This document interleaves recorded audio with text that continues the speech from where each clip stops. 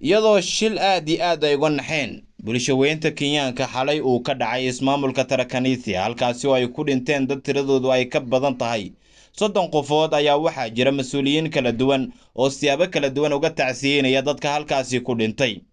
dadka sida murugada leh arintan uga hadlay waxaa ka mid ah musharax madaxweyne xisbiga Azimio la Umoja One Kenya Raila Amolo Odinga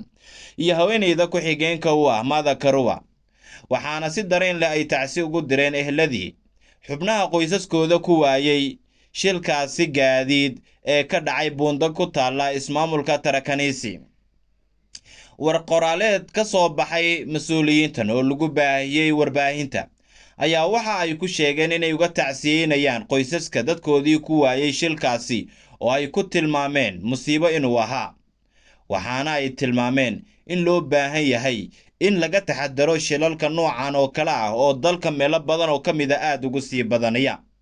Raila iyo ku xigeenkiisa Martha Karua waxaa sidoo kale ay si gaar ahaaneed ula dardaarmeen wadayaasha gaadiidka oo ay ka codsadeen in taxadar ay muujiyaan loona baahan yahay naftada Kenyaanka inaysan khatar gelin.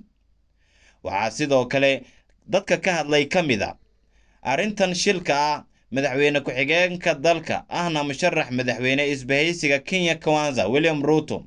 isagoo darawallada ku booriyay taxadar gaar ah inay la yimaadaan halka uu ugu baaqay qaybaha kala duwan ee waaxaha nabadgelyada wadooyinka inay qaadaan tallaabooyin dheeraad ah oo ay ku xaqiijinayaan in gawaarida ay yihiin kuwa badqaba, sidoo kalena darawallada ay yihiin kuwa xirfadoodu ay ku filan tahay. 30 qofood ayaa ku dhimatay shilkaasi, waxaana toddobaadyadii aynu ka soo gudubnay shilal kala duwan ay ka dhaceen meelo badan oo dalka ka mid ah, kuwaasi oo dad ay ku dhinteen kuwa kalena ay ku dhaawacmeen. waxaana arrintan inta badan loo sababeeyaa qadarta Eebbe ka sukow